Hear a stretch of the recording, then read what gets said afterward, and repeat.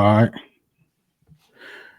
This is Jimmy Hitchcock and Marcus Wall with the Hitch and Wall Show, and we have a great guest today, someone that was with us back in the day. He was responsible. He was like the nuts and bolts of the operation. He was the one that always checked on everybody, always did the dirty work, while Dog got all the credit.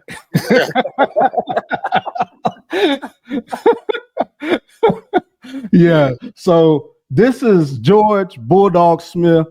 He's one of our favorite people in the world that pushed us day in and day out, along with Shep, and we're going to bring Shep on as well. But this is a part of the Dog legacy.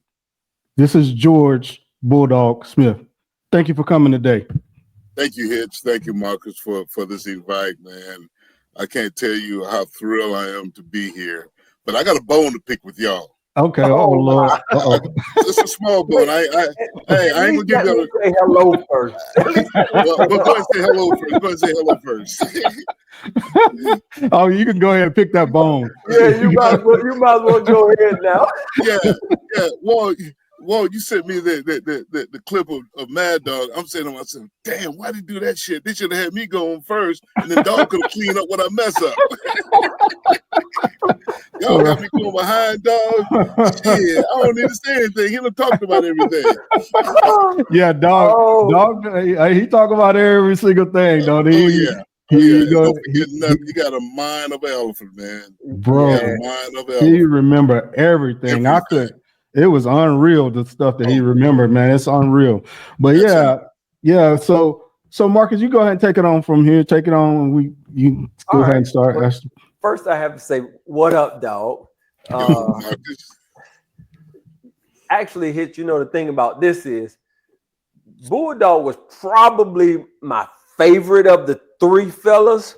Right. Because, he was probably the lightest on me. Them other two, I guess he probably felt bad for me. Right.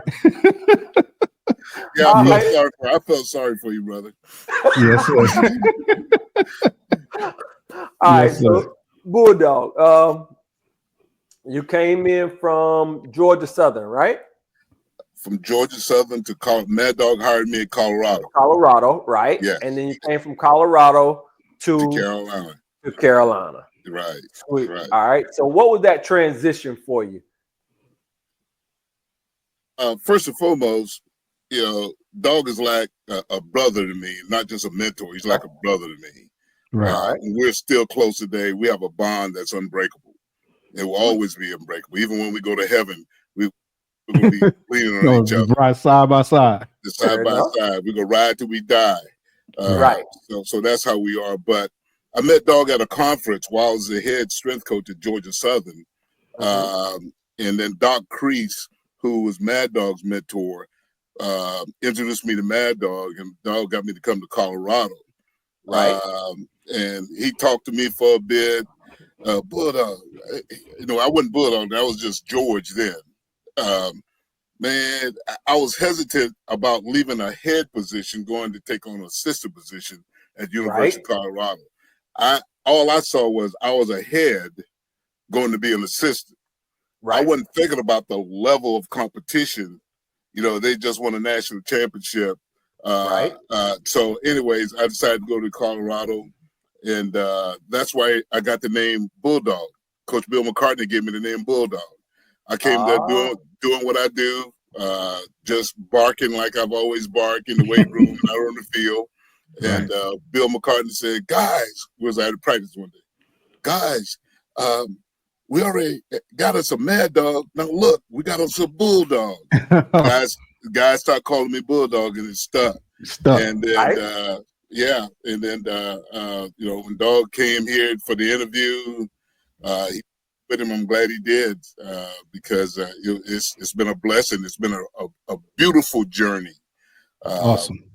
And so here I am today talking to two of my all-time favorites, and I appreciate glad to be a part of it. Yeah.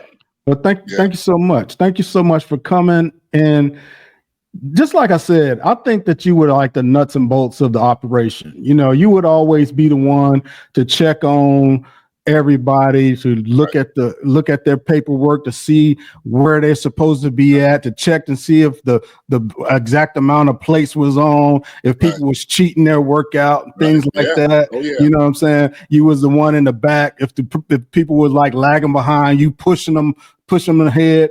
So Dog was the pretty boy, and he was he was the guy that wanted to run the operation and give the beautiful speeches. But you actually would have won to push the guys and actually the one to drive the whole operation. Let's talk about that a little bit in that role that you had with Mad Dog. Well, I think it started when he hired me at the University of Colorado. I tell the story all the time. Me being a head at Georgia Southern going to Colorado, now I'm an assistant, so I don't make the decisions. Right. So one of my first encounters with Dog was when I got there, of course, I'm on the floor, monitoring the floor, working with everybody. And one day, now remind you, their weight room is the width of the football field. You overlooking the football field. Wow. And within there, they got 20 plus benches, 20 plus squat racks. And one day I decided, first I went to Dog and asked him. He said, no, I don't want that. What he didn't want 45-pound plates on all the bars. Oh. And his reason for not wanting that, because we had females working in there too, he didn't want the females to take them off. So I decided I'm going to put the bars in the hell. I'm working the floor. I'm going to put the bars on I'm going to put the weights on every bar in the weight room. Right. Dog came in one morning, looked at me, office. Uh-oh. Hey, my heart started pounding. I've seen that happen before. I ain't gonna tell you what he said to me. Right. Other than I'm gonna put it nicely. Didn't I tell you I didn't want that? Read between the lines. That's why, yeah. You cleaned it up. You cleaned it up a bunch. Oh, so that right there, right, the relationship really started. Right. And I understood my position with Mad Dog. Yes, I was a dirty guy, but my background in weightlifting specifically allowed me to do what I do. And I love doing what I do, working with the athletes. I didn't care who the boss was, as long as I had that opportunity to do it. It's just so that Dog and I connected. Right. You could say he was the brains and I was the oil. Yeah. Right. There's no question he was the brains, and I understood my position, and I understand my position today. If Dog and I are somewhere, I know Dog. He could be first, and then me. Right. Which is okay. Right. My relationship. That's my relationship that I have with him, always have with him. But the transition was easy. I mean, it was easy. I love working with Doug. I learned a lot from him. Hitch, I heard, you was talking about the Alabama deal and all that stuff. Well, and then Dog talk about where he came from. Well, me, I came from South Carolina, country boy, was exposed to things, but that was going over my head. Right. When I got with Dog, he educated me on realities of life. I put it that way. I get it. Yeah. So I learned a lot of things, strength and conditioning wise. I used to do my programs for every sport, take it to him. He used to take a red ink pen and scratch it up, go do it over. Go back, go back to him again, get a red ink pen, do it over. So it was a great relationship. It is a great relationship. Not was, but it is. Mark, go ahead. Can you see that right there? Nat, my dog, Super Nat. Yeah. Who gave me that name? I think I did. And did. Yeah, Super Nat. I gave you that name, Super Nat. Yeah. Yeah. Hitch, you remember that day? I do. I remember. In the weight room. Yeah. Go ahead, Hitch.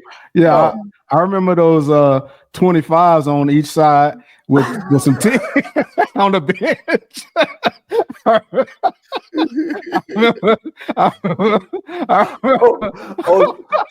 So we going there with that. You ain't gonna let me live my story, right? Go ahead, give it. No, I'm just messing. So we in the weight room working out, and he was like, "Hey, you ain't bigger than a gnat on a horse's ass. You strong as hell. You know what? You a super gnat." And it just took off from here on. Oh yeah, that's and still today. Still to the day. Super gnat. Still to the day. Yeah, I no don't want doubt. to say that when you first come on, but now that you've done that, I can call you my boy. I can say super gnat. Now everybody knows. Yeah. Oh yeah. Sure. Marcus. Look, folks know all over, man. It's been crazy. Yeah. Yes. It's been crazy. Yep. I mean, and that name stuck because the gnat that he was, like he would. That's right. He was a super gnat. He was small, right? But he was a super gnat. Right. The energy that he had was right. like that gnat that keep messing with you. Yeah. He had that same energy, man. So that had to stick. Yeah, it did. Look, I didn't realize that I was small until after I finished playing ball. Right. I never even realized it, like, because it was the norm. And then I started looking at folks after I finished. I'm like, damn, that boy big. Right. I played with these dudes. Yeah. But you used to stand up to Sturgis and them, and Rob. I mean, you used to stand up to those tall guys, man, and they respected you. I said, shit, that's super gnat. Yeah. And how he used to take on some of those linebackers and try to run over people. Man, I used to be like, this dude right here. This dude right here. I mean, he used to just like pump us up, man. But one other thing I wanted to ask you was this. Yes. When you had made the transition to the HBCUs, what was that transition like? And, I want you to talk about the actual, how, the resources minus the resources. You know what I mean? Yes. I just want you to talk about that a little bit and go through that. Jimmy, you don't know how glad I am that you asked that, man. I never worked at an HBCU before. Working in Carolina, of course, Mad Dog and Mac went to Texas. Coach Torbush and I, we stayed back. I was a head strength coach. Right. Your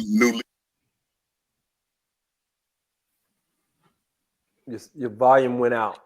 I didn't say anything. Okay. Oh, okay. I got quiet because I'm kind of teared up with Torbush.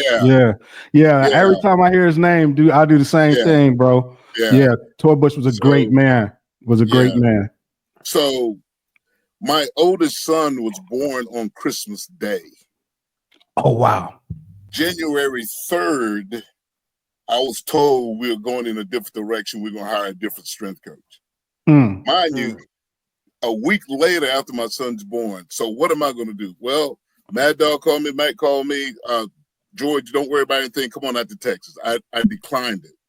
Oh, wow. I declined. I didn't go to Texas, and I had the opportunity to go there. Would have made more money and everything. Would have been in a great environment. But the way that I was raised, being that country boy, my parents taught me and the siblings that nothing is more important than family. Right. I couldn't leave at that point. Now, if my son would have been older, maybe different.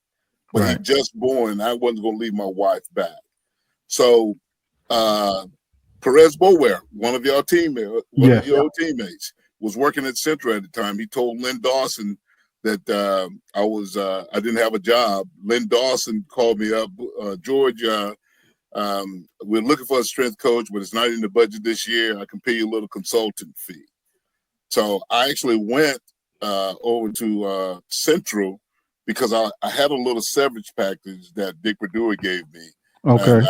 And I always thank Dick Bradua for doing that because he gave me a couple of extra months. Wow. Because of what I did at North Carolina. Awesome. So that allowed me to handle the transition a little bit. Right. From a Division I program to a Division II program with no resources. Wow. So with that being said, when I went to Central, they have never had a certified strength and conditioning coach. And during that time, there was making, they were at Carolina. They were building the new facility in the old weight room that y'all trained in down at the old facility. I took that over to Central. That's what I started with. Oh wow, that all that equipment. Yes, that's what I started with. Awesome, man. That's great. And colleagues from around the country, Mad Dog himself, man, gee, what you doing, man? Why are you still there? It was about family at that point. And the longer I was there, it grew on me. Right. And what grew on me were the athletes. They didn't have nothing. I mean, they didn't have a pot to piss in, excuse me. Right. But the resources were so obsolete. It's unreal. Yeah. We would go out to football practice. Guys were practicing in shirts and stuff for practice gear. So the transition, it looked bleak for about a year and a half.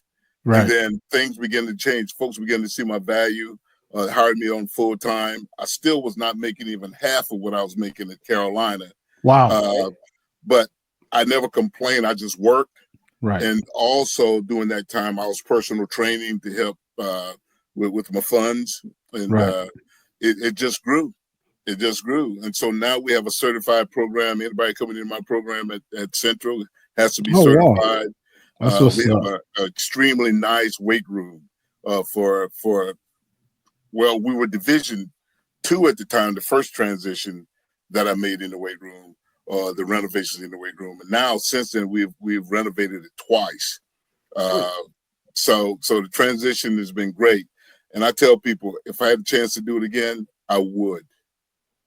I wish you had before and after pictures so you could show me that. Do you have any? Not on me, but yes. Not on. I'm saying, could you send them to me on the email? Yeah, send them to me on the email. I'm gonna put them in. I'm gonna put them in this. To show you the transformation from where it went from when you first started to work to where it is today. Absolutely, right?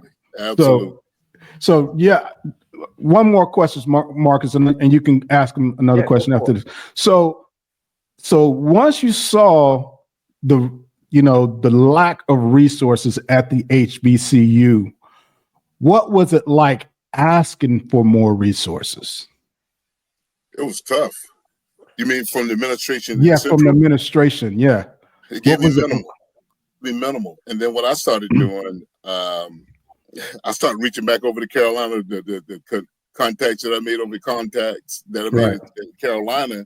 Those people, there were several people that assist me, not personally financial, but buying things for the weight room. Wow. Right. Yeah. That's great Carolina people, man. Yeah. Not only that just goes to show you about your character and the way that you handled things when you were there, because it was easy for them. It was a no-brainer, I'm sure. Yeah, right. But the thing, guys, I never complained about what I didn't have. Right. Never. And still don't today. We're gonna work with what we got. Right. And see, that's a beautiful lesson. It's a lesson for the young. Is when let's just say, for the young people out there, if you believe that you're the D1 athlete and you have to start out at a HBCU or a JUCO, you shouldn't complain. Right. Put in the work. Go in there, put in the work, do the things that you're supposed to do as an athlete, and give it the best energy, and stop with the complaining, because it's not going to get you anywhere. Exactly. Right? It's not going to get you anywhere. So the best thing for you to do is put that head down and go forward and work as hard as you could possibly work, and show great character in this situation. Absolutely. Yeah. Absolutely. And Marcus, speak on that a little bit. Speak on that, how the kids today have to show that character that Bulldog's talking about. Well, it makes a difference, because the thing about it is, with that portal, there's a finite number of freshmen that's going Power 5. That's right. Right? Let's be honest. Yes. The deal is, if you can go to the Group of 5 or Division II, you got an opportunity to move up. Yeah. Whereas when we were in school, you were pretty much locked in, or you had to go down. Yeah, you had to go down. Right. Yeah. And if you went lateral, you had to sit out a year. Yes. Right. And you still weren't guaranteed to play whenever your time came. It was just you better hope something worked out for you. Exactly. You've got to put in that hard work. Go ahead, Bulldog. To that Porter piece, man, and talking about working with the kids, our head coach, man, Marcus, you know him. Yeah. Jimmy, you know. He's a good dude. Man, you talk about a down to earth, and what his approach to recruiting is. He don't want to live by the podium. He wants to develop young men. Right. If you look at our roster, you'll see all of our kids are not transferred. We only got 1 or 2 transfers. Oh, wow. And to that point, just this past year, we had offensive lineman to go to University of South Carolina end up starting, was SEC Player of the Week. Wow. Right. Year before that, we had an offensive lineman to go to University of Maryland, who's now with New England Patriots. Wow. After this past season, our running back, he's good with it. I think he's going to University Virginia Tech, I think. Okay. Awesome. So you got some guys you putting out. Oh, we got a lot of guys we putting out. We got a DB, went to Wake. They offered him X amount of dollars. He turned that down. Now he's at University of Minnesota. Wow. My neck of the woods. Yes. Yeah. So it's been a blessing. I would do it again. Not knowing what I know now, I would like to eliminate the first 1 or 2 years of it, but know what I know now, I would do it again. I totally understand it. I totally understand it. But, I saw you in a championship game on television and things like that. I was like, how many championships have y'all played in? Central? Yes. We played in one. Well, we won 2 CIAA championships. Right. And then we won the Celebration Bowl National Championship.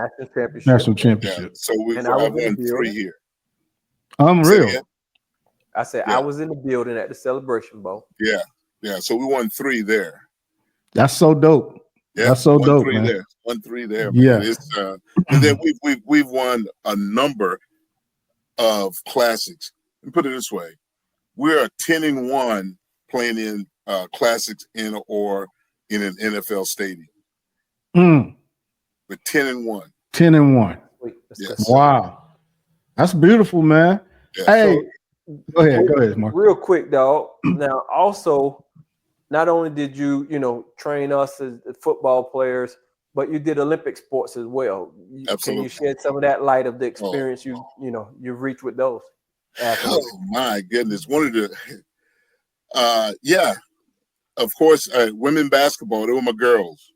Women basketball: Charlotte Smith, Sylvia Crawley, Marion Jones. I trained them. We won the national championship. Working with Anson Doran. With the soccer team. I worked with all sports because I didn't discriminate male or female. If you was an athlete, I was training you. Right. And that's the way, that has always been my approach.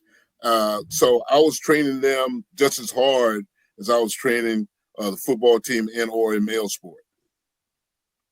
That's so awesome. She was on Cam's show the other day. You saw him. She was on Cam podcast the other day, Marion. Oh, Marion was, yes, I think 2 days ago she was on Cam's podcast, or 2 or 3 days. Y'all check that out. Yeah, Marion Jones. She was one of my favorite athletes of all time. Oh, listen, I used to go watch homeboy. Right. I used to go watch her play point guard. That team, man, she was a monster on defense, man. She used to inspire me, bro. And then she was, that Olympic champion. Some things happened or whatever, but she always would be one of my top athletes of all time. Period. Well, let me share this real quick. We used to always go to the women's basketball games way more than we would ever go to the men's games. Exactly. So it'd be packed, and then when they come in study hall, we used to always fight. Yeah. Crazy hit. Right. In study hall, they walk in, they used to do me like this. What up, little man? Now it's time to scrap. Yeah, they be looking down on you, man. Hey, looking down on me too. to that point, one of my memorable moments was Charlotte Smith on the ESPYs. Yes. She sent a shout out to me on the ESPY Awards. I want to thank my strength coach Bulldog. And everybody's calling me like, how much did you pay to Yeah, that was dope. Out. Yeah. That was dope, man. I saw that. And then Christian Lilly and soccer girls, man, they got me. I got pictures in my office of all the soccer All-Americans. It's still there.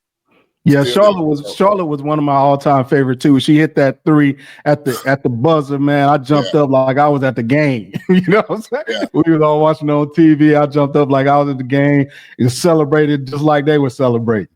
Oh, yeah. You know, it was crazy, man. It was crazy.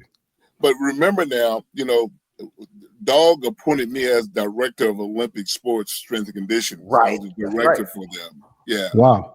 Yeah. Wow. I didn't realize that he appointed you to that. I had no idea. So I was going back and forth with the Olympic sports and then football as well.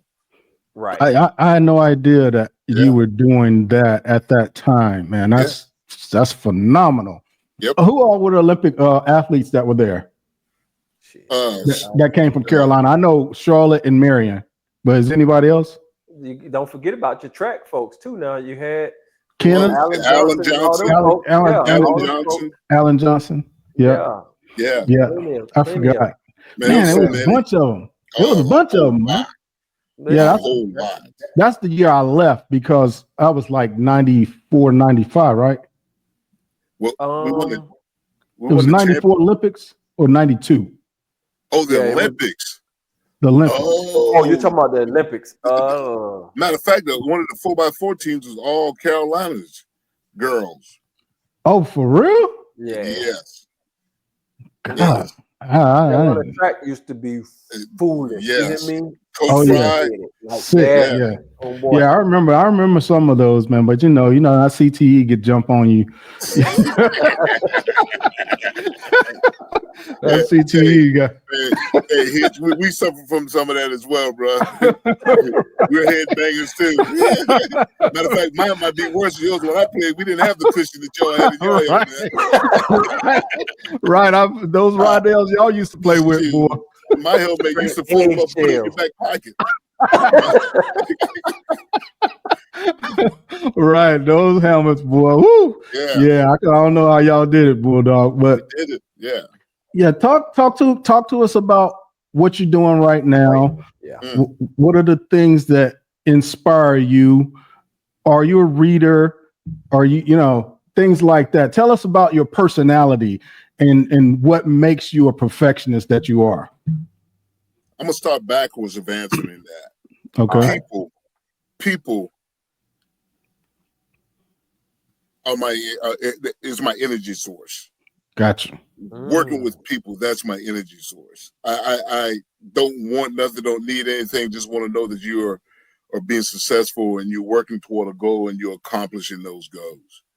That's my energy source. That keeps me going.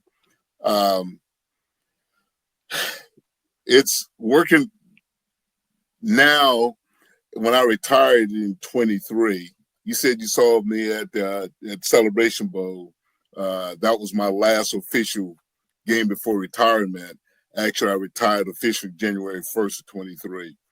And it's been real. It's an adjustment, but I've been blessed. Let me tell you guys how I've been blessed. When I started talking about retirement, the administration said, Bulldog, man, we want you to stay. We want you to work with football. We want you to be a consultant with football. When you retire, don't worry about cleaning your locker out. I'm at your office out. Wow. For 6 months, my office stayed the same. Right. Wow. And I came back. I'm back at Central now as a consultant. Wow. Yes. That's awesome. As a consultant and primarily with football. But again, I work with everybody. I don't discriminate against my athletes. If you're an athlete, you're an athlete. Absolutely. So that's what I'm doing now. I'm getting up. This morning, I was up at 5 a.m. for early morning workouts. No one said I had to be there. In reality, I only supposed to be working 30 hours a week. Wow. But right. what I want to do, yes, I'm retired, but I'm getting paid to do what I want to do and love doing. Right. There it is. Because it's about kids. It's about the student athletes. All my energy is about the student athletes. Guys, even when y'all play, if we don't have student athletes, we don't have jobs. Right. If I don't have student athletes, I might as well be dead and gone. I heard that. So I'm retired that's now. Your life. Hey, that's your life. lifeblood. That's my lifeblood. I don't do a lot of reading, Jimmy. I'll be lying to you if I said I did. I don't do a lot of reading. I'm capable of reading, but I don't. Right. My spare time, I like to fish, bass fishing. I went on a trip of a lifetime. That's better than reading. Yeah, absolutely. Mexico with a couple friends last year to bass fish. Went to Lake El Salto, which is the #1 bass lake in the world. Fished for 3 days. Man, it was enlightening. So I'm going back again this year. Where is that at, dog? In Mexico. Go ask Mexico City, Marcus. Okay. Phenomenal. Yeah, I like deep sea fishing. I like going deep sea fishing. I like deep sea fishing if the ocean is flat. If it's rough, it could be a long day. Yeah, that thing is stand up like this. Exactly. It could be a long day. But I will go deep sea fishing, but bass fishing. Matter of fact, a friend of mine went. We went this past Saturday. It was freezing. We went up to Lake Gaston. Okay. We went fishing. I learned this in Colorado. When I first got to Colorado, I used to complain about being cold, and people kept telling me, "You got to dress for the cold." Right. So if you dress for the cold, you won't be cold. You good. So it was freezing and raining on Saturday. We went bass fishing and had a good day. Hey, bro, when I was in Minnesota, they used to ice fish.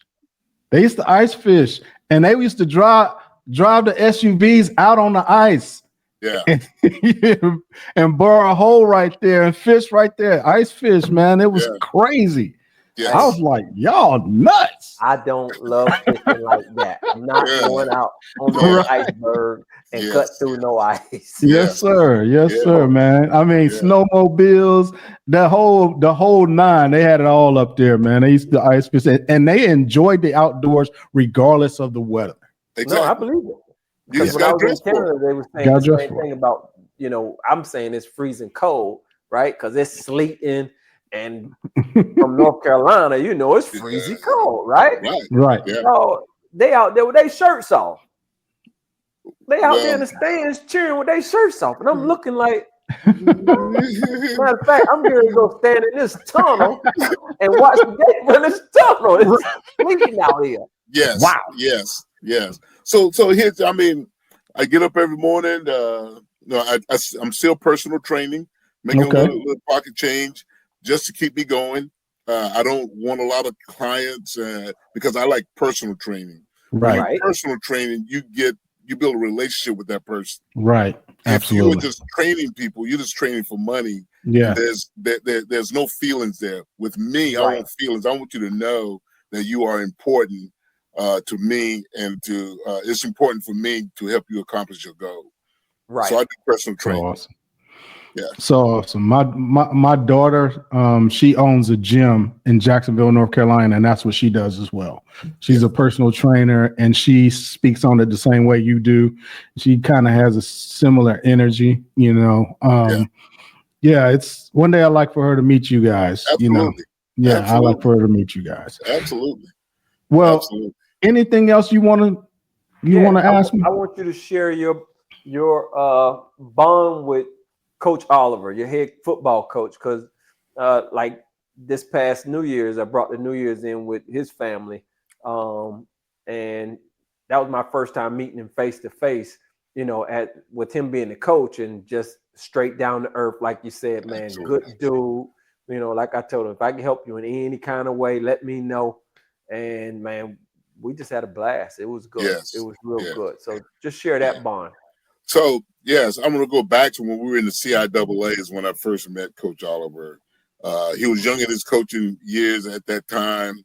Wow. He was just wild, young coach. Our age, he came through the same time. Oh, did he really? But, Okay. But where we develop a off the field bond was we would have a Christmas party every year. He and his fiance at the time, because they weren't married at the time, Yvette, would come to our parties. They'll be the last one to leave. Me and my wife, we sit and we chatting, talking. Then, of course, when he left Central along with Broadway, we continue to stay in contact. Just talking about what's going on, how you doing, And then a couple of times the job opened, and he applied. I'm not going to name the coaches when he applied, but when one particular time he applied, and he didn't even get a phone interview. He called me, cussing me out. GD, man, that's my alma mater, man. I can't even get a phone interview. Hey, look, Trey, look, man, you are still growing. You are a smart, intelligent brother that knows football. He knows every position except our interior offensive line. He knows both sides of the ball. Anyways, the job came open again. He didn't get the job again. So I told him, I said, well, Trey, what you got to do, you got to become a defensive coordinator, up the ante, position yourself to become a head coach. And so he went down to Southern University and became the defensive coordinator down there. And of course, now we're still staying in contact with each other, talking about what he's doing, how he's doing. I would call him sometimes. He was over recruiting, he was over traveling, so he's done everything. And we just talked. Then the job came open again, and he was my recommendation to the administration. And everybody went with it. And awesome. Everybody went with it because hold tight. Hitch. Yeah. You hear how subtle he threw that? My bigger than everybody. I just lay it on the table. Yeah. Exactly. You see how he did it subtly. Yeah, that was awesome. I put it in there for him and made sure they did it. He was ready. He was ready. He was ready. So he got the job, and of course, his first year was tough. He never been a head coach before, so he had to learn how to be a head coach. Right. And then I was always a sounding board during those times, those tough times in that first year. And I was telling him the do's and the don'ts when he was not doing right. I was letting him know, I was that person that he would listen to. And then ever since then, we've been close from not just a friend, but a mentor, someone that knows the administration side, someone that knows people, someone that knows how things work as a head coach, because I've been doing it for so long. And so you can call me his mentor or his right-hand man if you want. That's fine. I will be his right-hand man. And that's another reason why I came back, because I know what we got in Trey Oliver as a head coach. You will see him in the future at a larger school, because folks are gonna come after him. It's because of the way he runs his program. Right. And the kids love him, and the players love him. That's awesome, man. Yeah. And I can see how you would be a good sounding board, because you went from a small school, Georgia Southern, then to bigger school, then then you came back down, so you saw it on every level. Oh, I have, yes. Yeah, you've seen it on every level, and you're able to give him some insights into how others did it. Yeah. And other great ones did it. Absolutely. Now to that point I hit now, I haven't been perfect as a mentor to him. You're not supposed to be. None of us are perfect.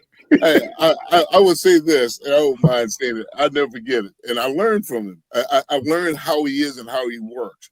Okay. We were at the Celebration Bowl game. I ain't gonna tell you what happened. But he kept asking me questions, and I would say, I don't know. He asked me that question. I don't know. He asked me another question. I don't know. Well, goddamn, dog, what do you know? Shit, you know. So I learned. I don't tell him I don't know anymore. I always say, I would pause, hesitate, and say, let me get back to you. I will find out. I don't know no more.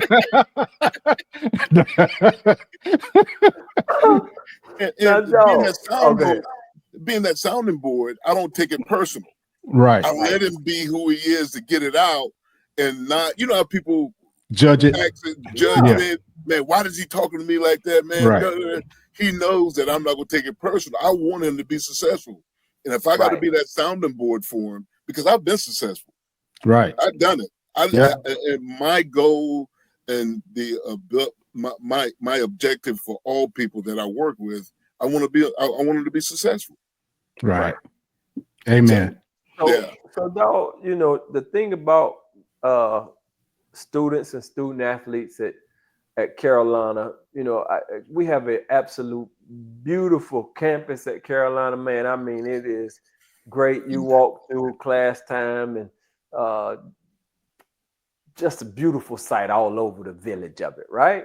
Yes. But, you know, I used to go over to Central during the day. A lot of y'all was going to Central.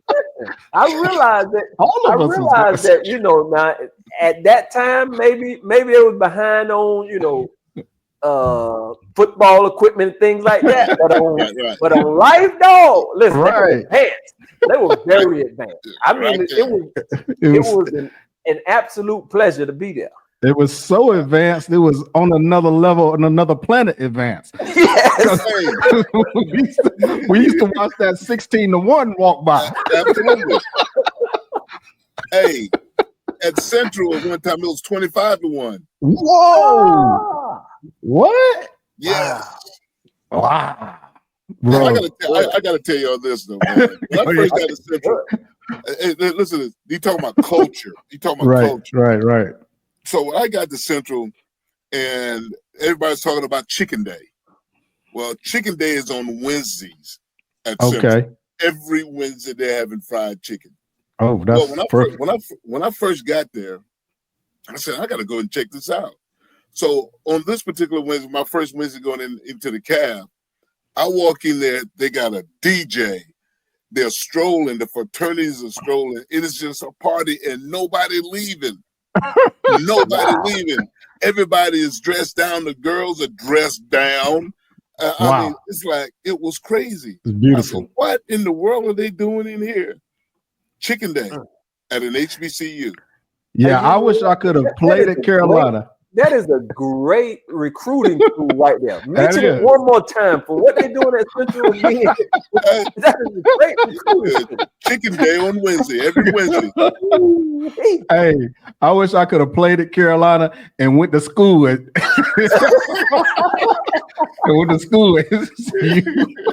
So you probably wouldn't have graduated, Jimmy. You probably wouldn't have graduated back there. Right. Oh my God. It's unreal. It's beautifying up there. It's beautifying.